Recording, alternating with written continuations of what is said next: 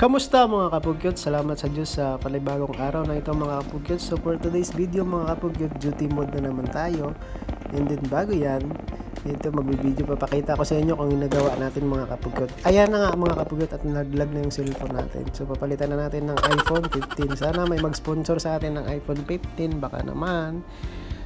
So ito mga kapugyot yung submersible pump natin sa basement. So check up natin yan kung gumagana siya in manual mode.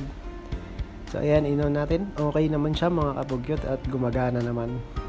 Kasi pag hindi gumana yan mga kapugyot, sigurado baha sa basement mga kapugyot. So yan yung routine natin, kaya chinecheck natin yung plant rooms. At dito naman tayo sa kabila mga kapugyot, sa plant rooms ng laundry system natin. So mayroong boiler dyan, and then check up din natin yung water level niya kung okay pa ba. So bago yan mga kapugyot, i-test natin yung mga pumps niya kung gumagana pa. So ayan, tinry natin i-drain. So ayan, working naman siya mga kapugyot at gumagana. Yan yung importante mga kapugyot at mahalaga.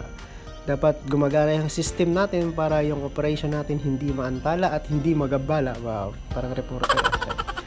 So ayan, kailangan hindi magka-problema yung mga plant rooms natin mga kapugyot. Yan yung purpose ng checking ng plant rooms natin mga kapugyot.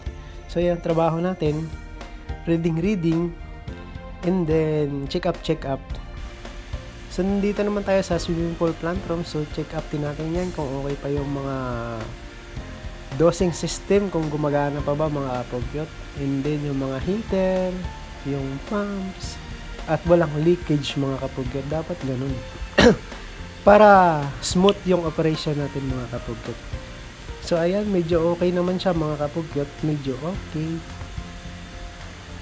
So ito yung pump control niya mga kapugyot, and then dito yung heater niya. So yung set point niya is 32 degrees, so gumagana naman yung heater at yung indicator. So let's go mga kapugyot, start na tayo ng work. So ito yung trabaho natin kahapon na hindi natapos. At hindi kasya, maglilinya pala tayo ng GI pipe mga kapugyot. Paglalagyan natin ng data cable and then ng power supply papunta ng key watcher. So tagos din sa kabila sa IDF room. At doon natin papuntahin yung So mindset mga kapugyot, gagamit tayo ng vacuum para hindi na tayo maglilinis-linis, magkakalat-kalat sa baba. So ayan, habang binabarena natin yan, kasi hindi kasya yung tubo dyan mga kapugyot na ilalagay natin. So pinalakihan natin yung butas. So kailangan gamitan natin ng mindset. Ayan mga kapugyot.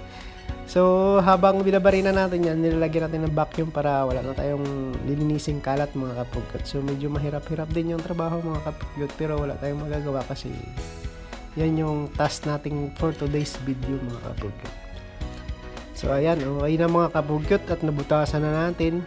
So gagawin natin, maglilinya na lang tayo ng GI pipe at papakita natin sa inyo mga kapugyot. So ito yung ginawa natin mga kapugyot, yung nilinya nating GI pipe. So ayan, yung power supply and data cable, so pinaghiwalay natin yan mga kapugyot. So kung pasado na ba yan mga kapugyot. Ayan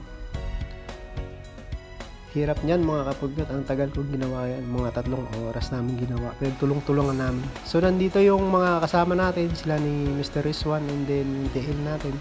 Nandyan sila sa baba kasi tayo yung nasa taas, tayo naglatag ng kable sa bubong. So yan na naman yung papel natin, tagalatag sa bubong. So shout out sa inyo. Masisipag yan sila mga kapugyot dahil wala silang choice at yan yung trabaho nila. So 3 kami, pinagtulong-tulungan na namin para matapos na tong trabaho na key-watcher na to. So ito na yun mga kapugyot, yung key-watcher. So nandito na yung data cable and then yung power supply mga kapugyot. So ayan, tinesting na namin, gumagana na yung power supply niya mga kapugyot. So yung balance is data cable na walang termination yan mga kapugyot. So at ayan, good job, well done mga kapugyot. So ito yung key watcher natin mga kapugyot. So salamat sa panonood ngayong araw na to mga kapugyot. See you next video mga kapugyot. Don't forget to like and subscribe to our YouTube and Facebook channel. Thanks for watching.